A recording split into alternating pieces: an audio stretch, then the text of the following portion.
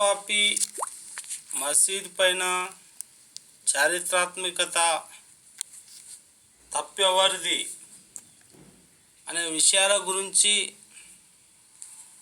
చర్చ జరుగుతుంది. దీని గురించి అయితే మనం తెలుసుకుందాం.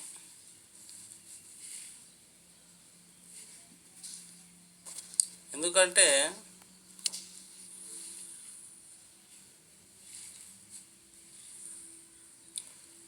ఇప్పుడు ఆది యోగిత్యనాథు జ్ఞానవాపిపై యోగి అడుగుతున్న ఆ ప్రశ్నలేంటి? ఆయన చాలా ముక్కుసూటి మనిషి. మరి ఎందరో ఉద్దండులు అయినటువంటి ఉగ్రవాదులను మట్టి కల్పించి బుల్లెట్లు దింపి పారదోలిన ఆ గొప్ప ఆయనకే చెందుతుంది. జ్ఞానవాపి మసీదు లోపల త్రిశూలం ఎందుకుంది అని ప్రశ్నిస్తుండు. నిజమే కదా, మరి జ్ఞానవాపి తాళం చేయి ఆలతానే ఉండే, మరి చావి ఆలతానే ఉండే, మరి త్రిశూలాలు, కమల పుష్పాలు, శివలింగాలు ఎందుకున్నాయి? ఇవి మేము అక్కడ పెట్టలేదు అని ఆది యోగిత్యనాథ్ అంటుండు. అయితే జ్ఞానవాపి అనేది కేవలం హిందువుల యొక్క దేవాలయం అని ఆయన భావనలో చెప్తున్నాడు. జ్ఞానవాపి మసీదా మందిరమా అనేది కోర్టు తీర్మానించవలసిన విషయం. సిఎం కామెంట్లపై పలు సంఘాలు, ముస్లిం సంఘాలు, ఇంకా అన్యమత సంఘాలు కోర్టు యొక్క అలహాబాదు కేసు నడుస్తుంది. వాళ్ళు తీర్పు ఇవ్వకముందే నువ్వెట్లా చెప్తావు అని మన సోదరులు కూడా అడుగుతున్నారు. ఈ జ్ఞానవాపి మసీదు లోపల త్రిశూలం ఎందుకుందంట? మరి ఇప్పుడు అలహాబాదు కోర్టులో అయితే ఈ వివాదం పొరపాటును ముస్లిం వర్గాలు అంగీకరించాలి అని అంటుండు. ఈ అలహాబాద్ కోర్టు తీర్పు వివాదాన్ని కామెంట్ చేశారు. జ్ఞానవాపి మసీదుగా పిలవడమే వివాద కామెంట్ అని ఆ యోగి ఆదిత్యనాథ్ గారు చెప్తున్నాడు.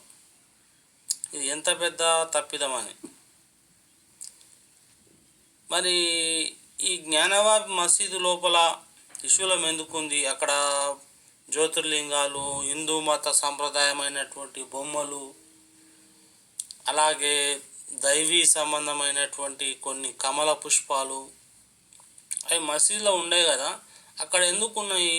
అలాగే ఒక శివలింగం ఫౌంటైన్ అని అంటారు వాళ్ళు, అది శివలింగం అని హిందూ వర్గాలు చెప్తున్నాయి. వీటన్నిటిపైన ఒక సమగ్ర సర్వే కోసం మరి జూలై 14 ఏఎస్ఐ సర్వేకు అలహాబాదు కోర్టుకు ఆశ్రయించారు. జ్ఞానవాపి సీఎం కామెంట్లపై ముస్లిం వర్గాల మాట ఏంటి మరి అనేది ఇక్కడ ప్రశ్న. ప్లేను ఆగస్టు 3 వరకు పొడిగించిన అలహాబాద్ కోర్టు 3 నెలలు అయితే ఈ కోర్టు మళ్ళీ స్టే విధించింది. ఇది మందిరమా మసీదా అనేది ఆర్కియాలజిస్ట్స్ అంటే పురావస్తు శాఖ వారు నిర్ణయించి అప్పుడు మన వారు ఎలాంటి మరి అసదుద్దీన్ ఓవైసీ గారు కూడా చెప్తున్నారు, చట్టము తీర్పు ఇవ్వకముందే నువ్వు ఇలా మాట్లాడడం మంచిది కాదు అని యోగి ఆదిత్యనాథ్కు మంచి కౌంటర్ ఇస్తున్నారు ఆయన. జ్ఞానవాపి యోగి అడుగుతున్న ఆ ప్రశ్నలు ఏంటి చెప్పండి అని ఓవైసీ గారు అయితే గౌరవ సూచకంగా మంచి గౌరవ సూచకంగా ఆయన మాటలను, తన భావ ప్రకటన స్వేచ్ఛను వినిపిస్తున్నారు. అలాగే ముస్లిం సోదరులు కూడా వినిపిస్తున్నారు. 90వ దశకంలోకి వెళ్ళిపోవడం లేదన్న మసీదు కమిటీ. కేసు కోర్టులో ఉండగా ఎలా మాట్లాడతారని ఓవైసీ ప్రశ్నలు. అంతే కదా, ఇప్పుడు కోర్టులో కేసు పడ్డప్పుడు వేరేళ్ళు మాట్లాడకూడదు. మరి ఒక ముఖ్యమంత్రి స్థానంలో ఉండి ఆయన అలా మాట్లాడడం కూడా సరికాదని మన ముస్లిం సోదరుల అభిప్రాయం. దానిపైన మీ కామెంట్లు చేయండి. జ్ఞానవాపి మసీదు కామెంట్లపై ముస్లిం వర్గాల మాట ఏంటి? యూపీ సీఎం ఆ విధంగా మాట్లాడటం. జ్ఞానవాపి మసీదా, మందిరమా? మసీదు మందిర్ గొడవిది. అసలే ఇప్పుడు ఇక్కడ ఒక శివలింగం లాగా ఆకారం ఉంది. ఇది శివలింగమే అని హిందువుల నమ్మకం. సో కావచ్చు, కాకపోవచ్చు. ఆర్కియాలజిస్ట్ అంటే పురావస్తు శాఖ వారు 1991లో వారణాసి జిల్లా హైకోర్టులో పిటిషన్ దాఖలు చేసారు. అప్పుడు ఎవరున్నారు? మన ప్రధాని ఒక పివి నరసింహారావు ఎవరో ఉన్నారు. అయితే ఇప్పుడు జ్ఞానవాపి యోగి అడుగుతున్న ప్రశ్నలు ఏంటి? ఇది 2021లో హైకోర్టును ఆశ్రయించిన 5 మహిళలు. చూడాలి మరి తీర్పు ఏ విధంగా వస్తుంది, ఏం కథ. ఇది రగులుతున్నటువంటి ఒక జ్ఞానవాపి అనేటటువంటి దేవాలయమా, మసీదా? ఇది కాశీ విశ్వేశ్వరుని యొక్క గోడకు ఇటువైపు నంది ఉంటుంది. ప్రార్థన సరళ చట్టం 1991ని ఎవరును ఉల్లంఘించొద్దనేది కూడా అప్పటి చట్టంలో రాశారు. మరి అది కూడా పరిగణలోకి తీసుకోవాల్సిన అవసరం అయితే ఉంది. ఇక్కడ ఆర్కియాలజిస్టులు అయితే సర్వేలు చాలా చేస్తున్నారు. అయోధ్య తప్ప ముందుకు పోవడం లేదు. చాలామంది కేంద్ర బలగాలు కూడా అక్కడ మోహరించినట్లు మనము చూడవచ్చు. ఈ యోగి ఆదిత్యనాథ్ చేసిన కామెంట్స్, ఆయన తన యొక్క మందిరం గురించి మాట్లాడుతున్నాడు. అయితే ఈ నోటీసుల రచ్చ ఏంటి? చరిత్రలో తొలిసారిగా తాజ్కు ట్యాక్స్ నోటీసులు.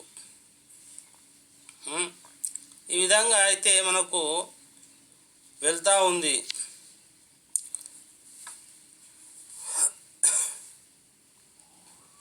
మరి రూపాయలు 150 లక్షల ప్రతిపాటి ట్యాక్స్, రూపాయలు 2 కోట్ల వాటర్ ట్యాక్స్. తొలి చరిత్రలో తొలిసారిగా తాజ్మహల్ పన్ను నోటీసులు. ఇక్కడ ఉన్నటువంటిది తాజ్మహల్, దాన్ని తేజోమహల్ అని ఇంకేదో అని పురావస్తు పార్టీ ట్యాక్స్ పరిధిలోకి తీసుకుంటున్నారు. పన్ను మినహాయించే అధికారం ప్రభుత్వానికి లేదంటున్న మరికొందరు. ఆగ్రా కోర్టుకు రూపాయలు 5 కోట్లు తాజ్మహల్ ఇస్తుంది. ఆగ్రా నిజాం పురావస్తు కట్టడాలు ప్రాచీన పార్టీ ట్యాక్స్ పరిధిలోకి రావు. ఏఎస్ఐ నోటీసులు జారీ చేశారు. ఓ దిక్కు జ్ఞానవాపి మసీదు, మందిరం గొడవ, ఇంకోవైపు తాజ్మహల్ది. కార్పొరేషన్ సేవలు అందించేటప్పుడు ట్యాక్స్ చేయాలి. విద్యుత్, వాటర్ ట్యాక్సులు మాత్రమే తీసుకోవాలి. పురావస్తు కట్టడాలు పన్ను మినహాయించే అధికారం స్థానిక ప్రభుత్వాన్ని అంటున్న కొందరు. నిన్ను మించే అధికారం. ఈ విధంగా ఫ్రెండ్స్, చారిత్రాత్మక కట్టడాలకు ఆస్తి పన్ను మినహాయించిన రాష్ట్రాలు. 1959లో పన్ను మినహాయించిన యూపీ గవర్నమెంటు 15 రోజుల్లో కట్టకపోతే ఐఏఎస్ఐకి నోటీసులు జారీ చేసిన అగ్రా మున్సిపల్ కార్పొరేషన్. ఇది ఒక నోటీసుల రచ్చ. ఇటు జ్ఞానవాపి, ఇటు తాజ్మహల్ను తేజమహల్ అని ఎన్నో రకాలైనటువంటి మందిరు మసీద్ గొడవలు అయితే తెరపైకి వస్తున్నాయి. మరి ఈ యొక్క వాటిని రెండు వర్గాలు ఎప్పుడు పోటీపడి యుద్ధ వాతావరణము చేస్తూ ఉంటే ఒక సంక్షోభం అయితే వచ్చే అవకాశం ఉంది. కాబట్టి మళ్ళీ ఆలోచించి మళ్ళీ నిర్ణయాలు చేసుకుంటే బాగుంటుంది. ఫ్రెండ్స్, నా యొక్క వీడియో నచ్చితే లైక్ చేయండి, షేర్ చేయండి, సబ్స్క్రైబ్ చేసుకోండి.